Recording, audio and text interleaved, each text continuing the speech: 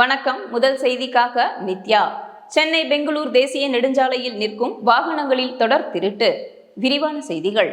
திருப்பத்தூர் மாவட்டம் ஆம்பூர் அடுத்த பெரியாங்குப்பம் சென்னை பெங்களூர் தேசிய நெடுஞ்சாலையில் மாவட்ட காவல் கண்காணிப்பாளர் ஆல்பர்ட் ஜான் உத்தரவின் பேரில் ஆம்பூர் காவல் துணை கண்காணிப்பாளர் ராமமூர்த்தி தலைமையிலான போலீசார் வாகன தணிக்கையில் ஈடுபட்டிருந்தனர்.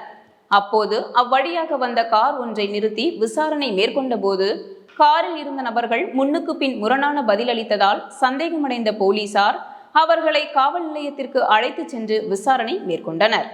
அந்த விசாரணையில் சென்னை போரூர் பகுதியை சேர்ந்த டேவிட் சோஃபி மற்றும் பரமசிவம், அருண், முத்து என்பதும் இவர்கள் சென்னை பெங்களூர் தேசிய நெடுஞ்சாலையில் தொடர்ந்து சாலையோரம் நிற்கும் கனரக வாகனங்கள் மற்றும் லாரிகளில் தொடர் திருட்டில் ஈடுபட்டு வருவதும் தெரியவந்தது.